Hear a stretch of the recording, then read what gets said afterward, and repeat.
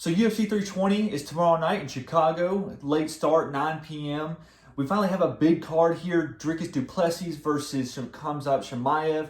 So kind of that turning point, right? Later in the year, we get those bigger cards. UFC 320 will also be a large card with Aspinall defending his belt finally as an undisputed heavyweight champion. But more importantly, tomorrow night is that UFC 319, which is that kind of that pivoting turning point for us. Big card. 6 main card fights. We're going to go through every single one of them. We're going to introduce them, introduce the fighters, and then give you our picks for tomorrow night. So, Samantha, you can kick it off with that main card opener. So for the first fight on the main card, we have, and forgive me if I say his name wrong, Basinger Susurkayev, who is 9-0 in his career. He just won literally Tuesday night at Dana White's Contender Series. And that's it's the quickest turnaround in UFC history? Well, not quickest, but maybe. But I think in modern history, I would say. I think the quickest one since then was Chimaev, actually, and that was like 10 days. But yeah, it's a very quick turnaround. Of course, the fight, if you didn't see it, was a liver front kick, and really first round didn't take any damage, so it makes sense.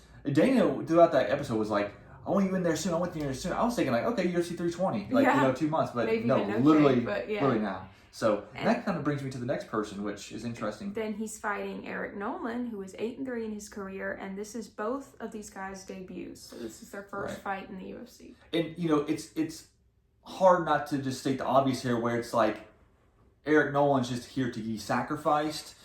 Because, I mean, who else? And he's also doing this on 4 days short notice, right? This is not just Susurkayev's 4 days short notice. This fight is meant to be, I mean, you could just tell Dana was fanboying over Susurkayev. I mean, he just loved him, right? I mean, he just talked him up, said he saved Tuesday night. I mean, all around, you could just tell he's not going to set him up for failure in this. If he loses this fight, it's all on Susurkayev. He has no reason to lose this fight. I actually watched Eric Nolan's, I don't know if it's his previous fight necessarily, but one of his fights that UFC Fight Pass posted just recently. And, he was getting caught by the guy he was facing. And, of course, the guy he was facing is not going to be anywhere near the talent level of Susurkayev. And that's just very concerning because Susurkayev is going to be able to find his chin. I think Susurkayev is very good. I think Dana White is fanboying, rightly so. I'm also fanboying to a little bit of an extent. I really am excited for Susurkayev. I have him by knockout in this. Not really much more to say to this because it is their debuts, but Susurkayev is fast. He's very, very mature. You can already tell with only having 9 fights. What is he, 9-0? He's undefeated. Nolan already has 3 losses out of 11 fights here, so it's going to be very, very tough. It'll be a huge, absolutely huge upset if Nolan pulls this off. I have Susurkayev by knockout in the first round. If not, then it's shortly in that second round.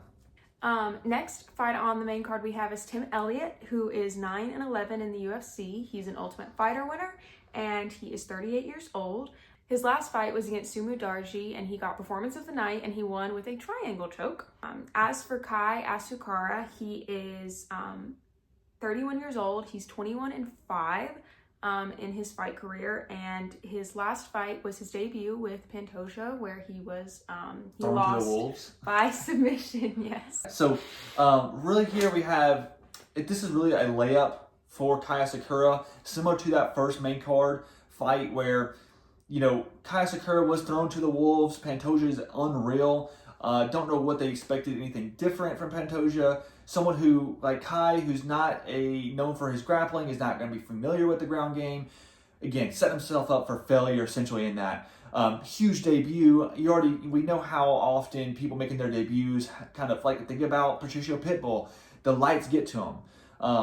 So not necessarily saying that happened to Kai here, but that would also be another factor. I think Kai has and sports a lot of confidence, carries himself with a lot of confidence. So I do think this fight is for him to rebound. This is him to kind of make a name for himself. This will be a great opportunity for him to kind of be a breath of fresh air in the flyweight division. Pantoja is, as we've discussed before, he's kind of knocked out the top 9 or 10 of the top 10 fighters. So it'd be nice for a change of pace here. No one has an opportunity to take him down. Obviously, that would be his path to victory, I would say, would be to take him down and attempt to expose that ground game in a similar fashion that Pantoja did. But I'm going to go with Kai here. I think he's explosive. He's clearly the younger fighter.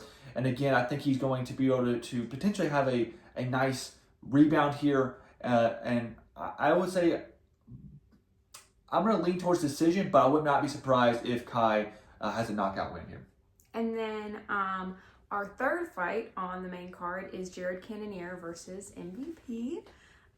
We were actually at Jared Cannonier's last fight in Vegas, and we saw him knock out Gregory Rodriguez, which is Chase's one of his favorite fighters. We were there just for him. I had the RoboCop shirt on and everything, and I was like, all right, guess I'm just going to walk out of here with my head down. But Jared Cannonier, he fights out of MMA Lab. He is 41 years old, and his record is 18-8. And his last 3 fights were Imavov, which he lost to a technical knockout. Kaio, which is a fighting nerd, he lost by decision. And then obviously Gregory Rodriguez, he won by knockout. And the Kaio fight and Gregory fight, he got performance of the night for both of those fights. Oh, Friday the night. Fight of the night, sorry. Fight of the night for both of those fights. And then MVP, we all know he's 23-3. He's 38 years old. I didn't know that. You didn't know that he was 38? No. You said as we all know. Well, no, I'm saying everybody knows MVP. Everyone knows. In his last fight, Shara Bullet took him to decision, and MVP ended up getting the win, so good for him. Yeah, so this fight's interesting, right? We have Jared Cannonier, who is, again, 41. They're both on the older end, right? MVP feels significantly younger. I don't know if it's because he's newer to the UFC or because he has more, speed, clear speed, which usually feels like it indicates younger. Jared's also been around for a minute. Has fought, the who's who, really, of the division. The one thing I will say is, Jared obviously still has clear power to put really anyone out, I would say. The one issue I have for Jared in this fight that I think is going to pose him problems is simply that MVP has such a unique style and such a unique method to basically being a point fighter here, right? Where he's not going to have too many significant strikes from fight to fight, but there's that karate style that's really allows him to kind of get into that pocket and out of that pocket almost within 2 seconds, it feels like.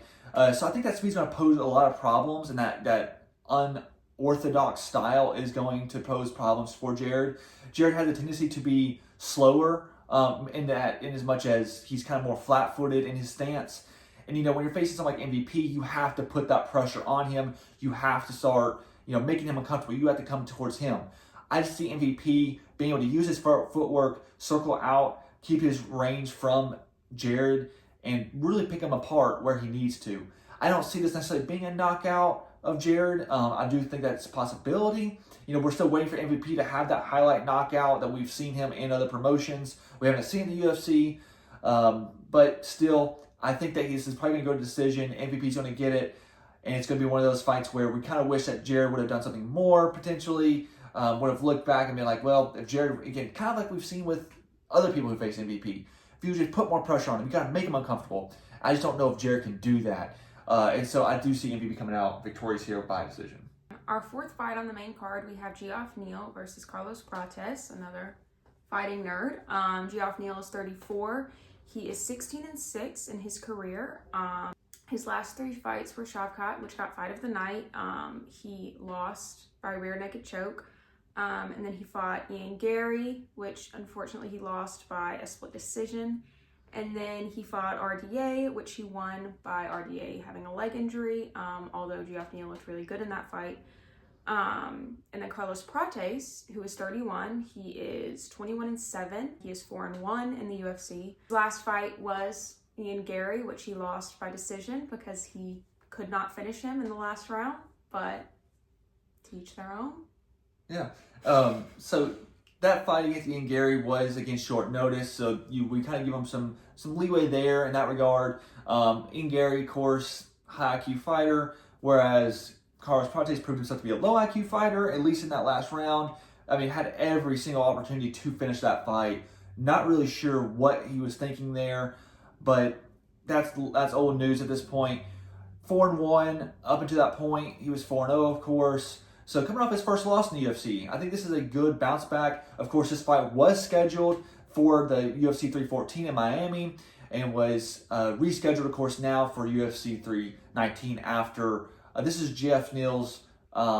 He hasn't had a fight since then. He didn't have a makeup fight for that fight, but of course, Prates did, as we just mentioned. I think Jeff Neal is very underrated. I think Jeff Neal has an incredible boxing game. I think he's a really good boxer. If you watch his fight against Shavkat, it was clearly going towards Shavkat with his clinch work and with his head kicks. He hit Jeff Neal with a solid head kick in that round 1, and of course the rear naked choke was not a good look. But besides the point, Jeff was still connecting with his shots, was still finding Shavkat in there. He's a slick boxer. He has a really good counter left, I should say. Whereas Prates is your more Muay Thai style. He uses his length to a good extent, has those knees, has his elbows, and he likes to keep his range. So that plays a role as well. I think Jeff Neal has a clear method or path to victory, I should say, in putting that pressure onto Carlos.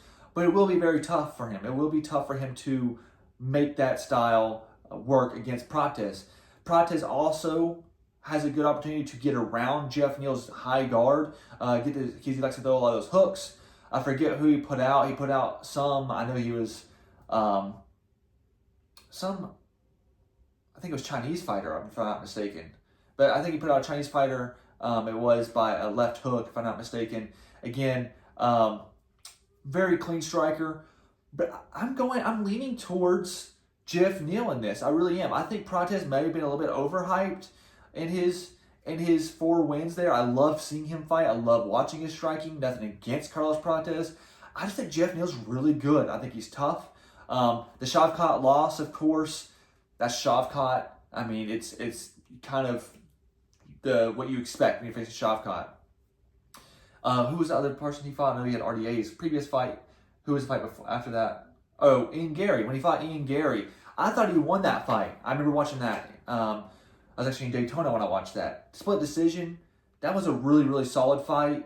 But either way, I have Jeff Neal. I think he's going to put the pressure on Prates. I think he's going to make him uncomfortable. I think Prates won't be able to get his rhythm in setting that range. But that would be a big factor. If he does set up his range in this, I think Prates will take it away. But otherwise, I think I have Jeff Neal here by decision. In our co-main event, we have Lerone Murphy versus Aaron Pico. Lerone Murphy is 34 years old. His record is 16-0. He actually has won his last 3 fights, all by decision, which were against Edson Barbosa, Dan Ige, and Josh Emmett. And he is fighting Aaron Pico, who is 28 years old. He's 13-4, and this is actually his debut. He's coming from Bellator. Yeah, so interesting fight here. Aaron Pico, of course, 13-4, known for his wrestling as well as some of his highlight reel knockouts. Lerone Murphy on the other side of the equation here. Very solid fighter. He's kind of gotten the tag of kind of being boring just because of those decision wins.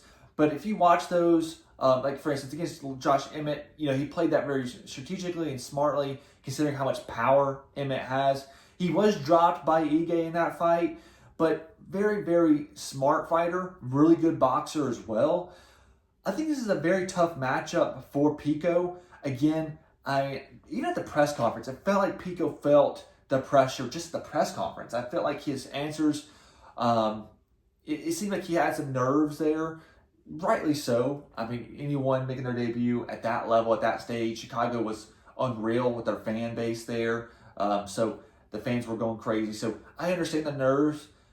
I just think this is a huge step up for Pico. I think we see this all the time. We see Patricio Pitbull with Ige, and or not Ige, sorry, that was his last fight. Patricio Pitbull with Yair Rodriguez. He kind of shit the bed in that fight. He didn't really do much. And so we're always, giving a lot of hype to these Bellator guys. We're trying to give them their respect. But, those lights play a big factor. The UFC. And I think that may play a role here with Pico. I think Lerone is going to have this fight by decision. I think that he may even knock him out because Pico has been caught before. I just think that Lerone is being overlooked just a little bit because of that boring tag that we put on fighters at times. I think Lerone's going to look really good. I think Pico may have some issues there with that fight. I think it's going to be Lerone putting on a good performance in that co-main event. And then last but not least, we have our main event championship fight. Dricus du Plessis, the champion of the middleweight division, is Black Excellence. is defending his title. I've seen that across Instagram. Black Excellence. Dricus du Plessis. Okay. Do you have anything to say to your African brothers? Black History Month just passed February. Happy Black History Month to Dricus. We love you, Dricus. Yeah, thank you. He is defending his title against Khamzat Chimaev. So Dricus is 9-0 in the UFC. He's 31 years old, which I learned that today. I thought he was older for some reason. He looks like 40 to me. He got his title shot off of his win against Robert Whittaker. And he got his belt from Sean Strickland, which I love because I hate Sean Strickland. And then he defended his belt. That's why you're a disease. Yeah. Because Anyway. women are a disease. And he defended his belt against Israel Adesanya and then Sean Strickland again. Khamzat Chimaev is 14-0. He's 8-0 in the UFC. He's also 31, so they're the same age. And he won by decision against Usman, and then he beat Robert Whittaker by a face crank in round 1 and ended up breaking his jaw. Yeah, it was really bad. He had to rewire that. I was wondering how Whittaker was staying that in the RDR fight. Looked fine. But anyway, yeah, DDP, he's one of those fighters. What's his record in the UFC again? What was it? It is 9-0. 9-0. Yeah, I mean, Dricus is coming through. I'm kind of speaking to the choir here probably, but when he was coming through, he looked very awkward, as he still does. A lot of people counted him out, as I did myself, thinking that, he's getting lucky win after lucky win. It appeared to be that way. One thing that did help him out in his last 3 fights, I think it was, the last 4 fights, I can't remember, where he had a nose surgery. He had nasal surgery. If the reports are correct and what I read, he only had 8% of his nose. He only could use 8% of his nasal passageway, or whatever you would call it. And that's helped out tremendously with his conditioning. And that plays a role in this fight, because as we know on the other side, Khamzat has had some issues with his cardio. At least it's appeared to be that way with his fight against Usman. Of course, we didn't get to see too much of the test of his cardio against Whittaker, being in the first round finish. But DDP finds a way to win. And that's something that we constantly are counting out in every single fight, regardless of who it is. And at this point, it's working, right? He may not be the best boxer, as he said. He may not be the best wrestler, as he said, but he is the best mixed martial artist. Khamzat, on the other end, has kind of swapped his training. He's gone with Coach Cal, who, if you didn't know, is TJ Dillashaw's strength and conditioning coach. I think also Pico's training with him, as well as, of course, the debut of Chimaev. Yeah. But anyway, so he has made an attempt to improve that cardio. So we'll see how that fares. I think the common narrative of this fight now is if we can get past that second round, if DDP gets past that second round, things will start leaning towards his way. Whereas if he can weather that storm early on, he has a clear path to victory. As he said, if he gets taken down in the first round, he's going to get back He'll up. just get back up. Yeah, it probably won't be that easy. But the line suggests Chimaev by submission, whereas Dricus is more so KO or decision. Personally, I think it's quite insulting to DDP's current run here in the UFC, because he's at, I think, a 225 underdog. That's a huge underdog in this fight, considering he's undefeated, is on a career run, has beat some really, really good fighters, Robert Whittaker and Israel, notably. I don't actually... It's been a long time coming for Khamzat, though. I feel like that's a big part of this, is we've heard about Khamzat from the moment he entered the UFC, a Swedish wrestling champion. This guy's going to be the next big thing, and this is his chance to become that next big thing. It's like we've been waiting for that title shot, and here it is. But something just makes me feel like DDP is going to be able to pull it off once again. I really do think DDP is going to find a way. I think DDP's size, weigh-ins today, he was 185, Chimaev was 183. I think that he's going to be notably bigger. I think notably stronger. I think Chimaev appears to be strong because he's so technically sound on the ground game. But I think Dricus is going to be a problem, like he is to everyone. You know, I would have never dreamed that he would have beat Robert Whittaker. But he did. He came out and knocked him out. And he is bigger than He is bigger. That He's bigger. video was just distorted. He Yeah. is bigger That perspective, than Hamzat. as the guru said, perspective is everything. We learned this in 5th grade, I think he said. Yeah, so I don't take anything I've seen, just the straight appearance. People talk about how strong Dricus is. I just think that's going to play a huge role in this fight. I think especially late rounds when you're trying to hold him down, that's going to be a big factor for Chimaev, where he's going to be shooting that takedown to try to maybe stall out that round and try to maybe get a breather in the 3rd round or 4th round or 5th round. I think Dricus' strength and his determination, his will, I just think he's built different. I really do. I don't say that lightly. I do think he's built different. I think he's going to get back up. He's going to be weighing probably 205 by fight night. I mean, He's probably eating down right now. Yeah, I just think that Dricus is going to have the edge in this fight. Just sheer physicality and drive and determination. I think it's going to be surprising for a lot of people. I think those lines are skewed due to the hype that we've been waiting so much for Chimaev, and he's so fun to watch fight. So that's our picks for this weekend. Let us know. Yeah, I don't. She signs off on them, right? I trust everything he says. Give me your one thing you're like, we'll see. This is Samantha's one pick of the week that she's calling bullshit on. Well, I would say Carlos Prates, but I'm very disappointed in his last performance. It actually really pissed me off. Because we're also not a fan of the cuck, but so it made me so mad. Maybe he can redeem himself. You want to redeem himself? I'll say that Carlos Prates will redeem himself with me. How's he gonna do it? Knockout, decision? I think it'll be knockout, TKO, knockout, either one. Same thing, really, but not really. My boy Neil has to watch out then. Yeah, that last Samantha's picking against him.